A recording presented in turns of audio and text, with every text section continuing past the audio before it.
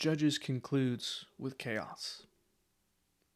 There's no king in Israel. Everyone is doing right in their own eyes, and because of that, nobody is doing what Yahweh wants them to do.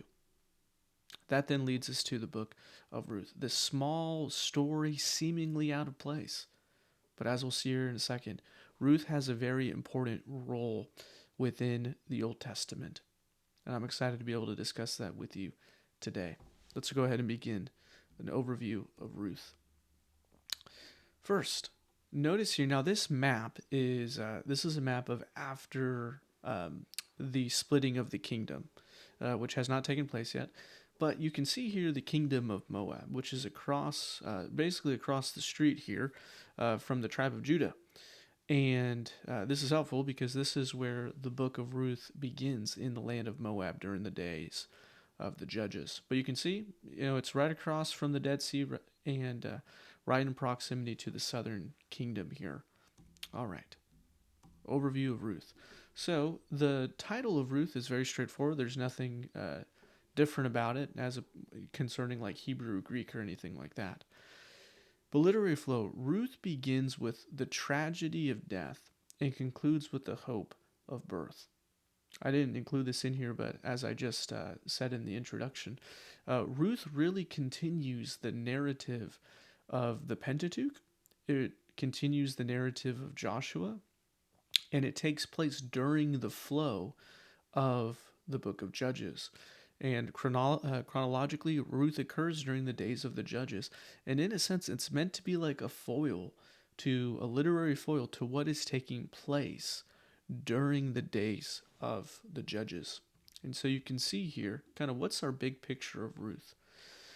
Amid the chaotic period of the judges, the book of Ruth provides a glimmer of hope. Ruth and Boaz do what is right in the eyes of their Lord, and their future descendant, David, will be a model king. So you can see here just a really clear outline to the book. It begins with family tragedy, right? Naomi, her two sons have died, and one of her sons was married to a woman named Ruth, who was a Moabite. You have in Ruth chapter 2, Ruth and Boaz meet. In chapter 3, Boaz is kind to Ruth. And then in chapter 4, Boaz redeems Ruth and marries her. And so that leads us then to a really important theme within the book, which is the theme of a kinsman redeemer. Now, a kinsman redeemer had multiple functions within Israel. So if you read, for example, Leviticus 25, which outlines the role of like what a redeemer can do, a redeemer was a family member, literally a goel, and somebody who was able to, for example, purchase a family member out of enslavement. It was somebody who had the responsibility, in a sense, to keep the line of a family member going. And this makes sense, right? You want to ensure that someone's last name, in a sense, perpetuates, because in Israel at the time, land inheritance was tied to their tribe. And so if somebody's name was ceased to exist, that means, all right, like their possession of the land was in jeopardy. And so what we have here with Boaz is, as a kinsman redeemer, he takes on the responsibility of ensuring that a name that one is never forgotten in a way. And so we can see here, for example, in Ruth, this is chapter 4, verse 10. This is a helpful way to think about this. Also, Ruth, the Moabite, the widow of Mahlon, and this is Boaz speaking, I have bought to be my wife, to perpetuate the name of the dead in his inheritance, that is Mahlon, that the name of the dead may not be cut off from among his brothers, and from the gate of his native place. You are my witnesses this day. So Boaz, he takes on the role of a kinsman redeemer because Ruth's husband has died.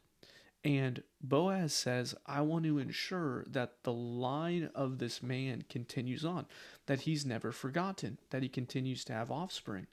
So what he does is he marries her. And what would happen was the first child born to them would then be from the line of Mahlon. And to do this, Boaz is a very kind person. He didn't necessarily have to redeem, but he decides to redeem.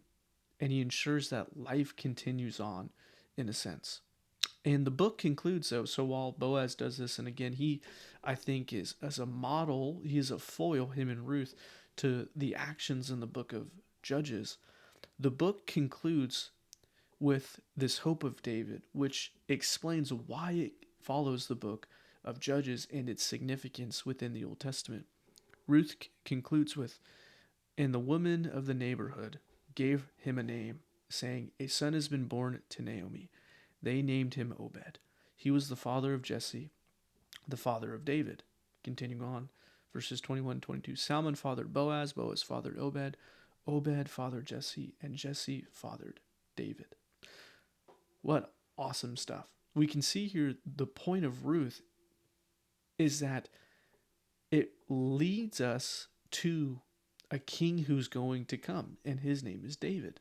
And then the subsequent books of Samuel and Kings take up David and his line. But Judges concludes with this ominous, there's no king in Israel, while the book of Ruth sheds light into Yahweh is going to ensure that a king is going to come, and his name is David, and he's going to be a great king. He's not the first king, but he's going to be this glorious king, and he is the offspring of someone like Boaz, who is a remarkable individual, right? And so we can see here that the book of Ruth is not just out of place, but that it is has a very important role within the Old Testament canon. And before I continue on, I want you to go ahead and think about that for a second.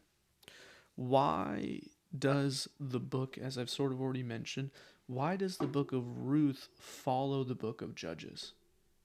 How do they fit together?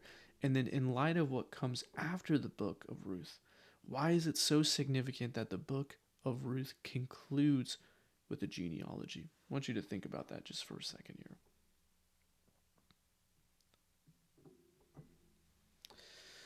The book of Ruth, it provides a perfect bridge between the chaos of Judges, there's no king in Israel, everyone does what is right in their own eyes, and the books of Samuel and Kings, which focus on kingship and how kings really steer the heart of the people. Let's go ahead now. We'll transition to the book of Samuel. And as we do so, we need to be on the lookout for David.